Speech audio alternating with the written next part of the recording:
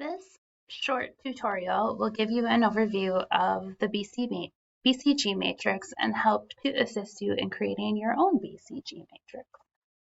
So the BCG matrix, or the Boston Consulting Group matrix, is a way to graphically visualize the differences among different divisions within a company. And it looks at these in terms of their market share and their industry growth rate. So let's take a look at this. On one axis, we look at our market growth rate. So is this a market or a product line that is growing? All right, so is that a low growth or is it a high growth area? All right, and what is the relative market share? Meaning that if, for example, if 100 people use a certain product or service, what percentage of those are using my specific brand? That's your relative market share. And so is that high or low? And so products or divisions that are very high in market share and are high in growth are called stars.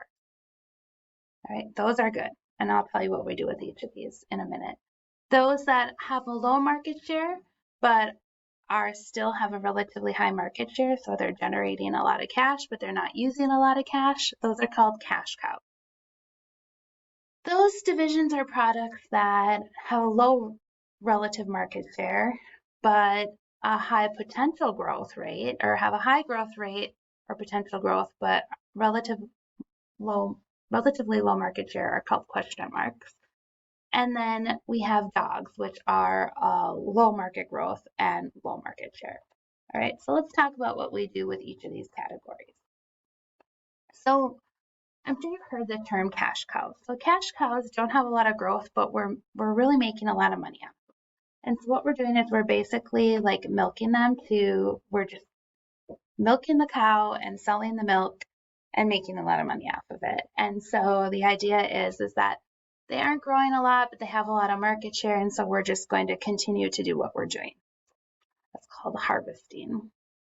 Stars are really growing. They're an in-demand product, and we have a lot of market share. And so what we want to do is we want to continue to invest in them and to expand those. Question marks are just that. There's a lot of potential because they have a high growth rate in that business area, but they themselves, our particular division or brand, doesn't have a lot of market share. So we either have to decide whether we're going to invest in them and improve them to try to turn them into a star, or whether we're going to say we don't have the resources to invest in it and then to just be done with it and get rid of it. And dogs they have a low growth rate and a low market share, and there really isn't a lot of demand for those products and services, and so we divest them or we get rid of them. And so let's look at this with an example from Apple. All right, so we all are aware of the various products provided by Apple. And so the products that, we'll start with the cash cows. Those that maybe have a lower growth rate but still have a high market share are Apple laptops, iTunes, iPads. They're not necessarily growing.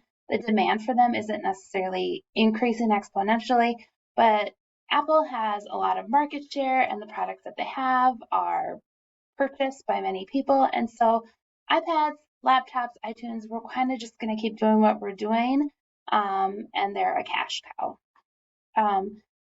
In terms of the stars, iPhones, the growth rate for iPhones and phones continues to be pretty high, and smartwatches, so the Apple Watch, etc. Those have a high growth rate and a high market share. Of smartwatches and smartphones, Apple has a really high percentage of those. And so those are stars, and we're going to continue to invest in them.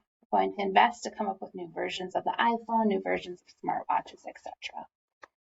A question mark for the company is Apple TVs. You may remember a time when streaming wasn't directly to your TV, and so there were products like Amazon Fire TV sticks or the Apple TV. And so Apple TV isn't, there's a potential for a growth rate if they invest in it and maybe come up with their own content and Apple TV kind of becomes a Netflix. But Apple's going to need to decide, am I going to invest in that, to upgrade that technology to provide more offerings, or am I going to just say, okay, we're done with this, this is over with. And so they have to decide, am I going to invest or divest? And then you probably all remember a time when everybody had an iPod before our phones could really do the same thing. Well, now the market share for iPods is very low, or the market growth for iPods or similar devices is low. And even so, Apple doesn't really have a relatively high market share of it. And so Apple would just choose to be done and divest in their iPods. So that's the BCG matrix. If you have any questions, please contact me. Thanks.